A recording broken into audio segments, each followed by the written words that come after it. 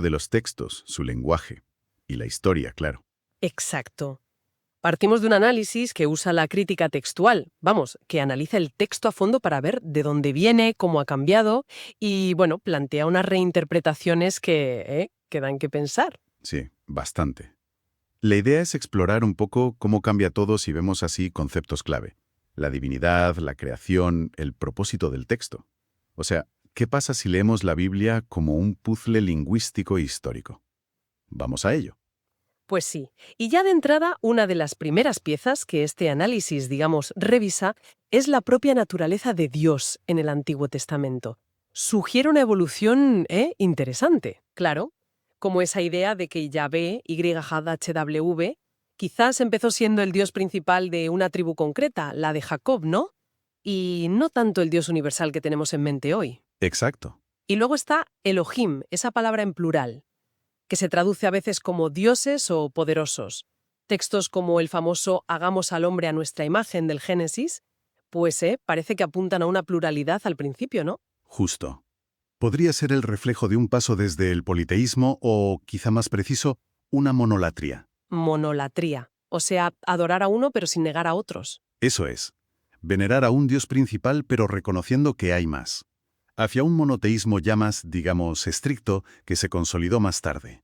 Fíjate que el propio mandamiento, no tendrás otros Elohim delante de mí, Claro. parece reconocer que existen esos otros. E incluso la traducción de El Shaddai. Normalmente se dice omnipotente, pero, Sí, según este análisis, eso es más teología que lingüística. Filológicamente, podría ser algo como Señor de la montaña o de la estepa, un poder más localizado. ya veo. Y hablando de traducciones que cambian la película, ¿está el tema de la creación? La fuente señala algo que me llamó mucho la atención, el verbo hebreo bara. Ajá, Siempre lo oímos como crear, de la nada. No, creatio ex nihilo. Pero resulta que igual su significado original era más bien organizar o separar materia que ya existía. exactamente. No tanto crear de cero, sino poner orden en algo preexistente. La idea de la creatio ex nihilo sería, pues, posterior. O sea, que cambia bastante el inicio de todo. Cambia, sí. Y esto conecta directamente con la reinterpretación de Adán y Eva, la idea del pecado original, que es central en el cristianismo. Fundamental, sí. Pues según esta lectura no estaría en el relato hebreo original, se ve más como una búsqueda de autonomía, de conocimiento por parte de los humanos, y la reacción de los Elohim sería como, bueno, una medida para que no llegaran a ser como uno de nosotros, para limitar su poder, ¿sabes? Entiendo. O sea que el concepto de pecado como tal, como culpa heredada, Eso vendría mucho después, es un dogma ya cristiano. y esa evolución de ideas, claro, no paró ahí. El análisis sigue el hilo hasta los inicios del cristianismo. Menciona, por ejemplo, a Justino Mártir en el siglo II. Ah, sí, un apologeta temprano. Pues para explicar quién era Jesús al mundo grecorromano, lo comparaba con héroes como Asclepio o Heracles. Eso indica, cierto sincretismo, ¿no? Una mezcla de ideas para hacerse entender. Claro, para conectar con esa cultura. Y quizás una visión inicial menos rígida sobre la divinidad única de Jesús. Menos dogmática, digamos. Exacto. Una fase con más diversidad de interpretación parece.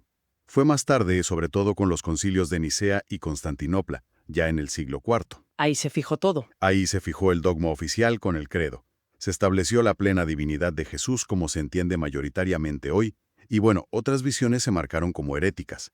Se pasó a una ortodoxia mucho más definida. Y la fuente también le da una vuelta a las famosas guerras santas del Antiguo Testamento. Uf, tema complejo. Sí, sugiere que, mirándolas con lupa histórica, igual eran más bien conflictos tribales.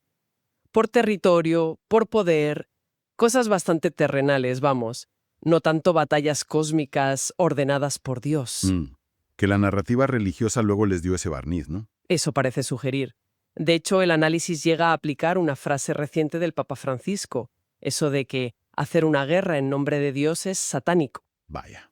Pues la aplica a esos mismos relatos bíblicos, lo cual, desde esa perspectiva, es una conclusión, bueno, bastante fuerte sobre el texto original. Y si conectamos esto con una visión más amplia que presenta la fuente, a ver, ya el simple hecho de que existan distintos cánones bíblicos, judío, católico o protestante, Muestra que la verdad religiosa no es un bloque único. Claro, tiene sus contextos. Tiene contextos, tiene versiones. Y el análisis va un paso más allá y plantea una hipótesis, provocadora, sobre por qué surgen las grandes religiones hace unos 2500 años. A ver. Sugiere que pudieron funcionar como sistemas para cohesionar y regular sociedades ya muy grandes, lo que la fuente llama, de forma muy gráfica, control del ganado humano, ¡Ostras! sustituyendo visiones del mundo más antiguas, más tribales. Es importante decir que esto es la hipótesis que expone el material que estamos viendo, no una afirmación nuestra. Entendido. Es la perspectiva del análisis que comentamos. Entonces, resumiendo un poco, ¿con qué nos quedamos? Esta inmersión sugiere que si miramos la Biblia no solo como texto sagrado, sino también como un documento con raíces históricas y lingüísticas muy Un profundas, documento complejo. muy complejo, pues se descubren capas de significado que vienen de conflictos tribales, de política, de cómo evolucionó el lenguaje. Cambia bastante la foto, ¿no? Totalmente.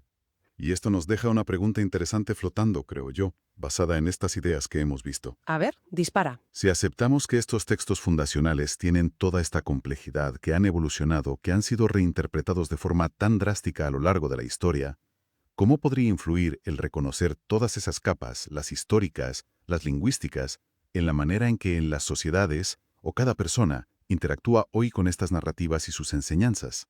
Claro. Cambia su peso, su mensaje, cómo se aplica hoy. Exacto. Modifica su relevancia o la forma en que informan nuestra visión del mundo actual. Es algo sobre lo que, da para seguir pensando, desde luego. Pues sí, una reflexión potente para cerrar. Muchas gracias por esta conversación. Gracias a ti. Un placer, como siempre.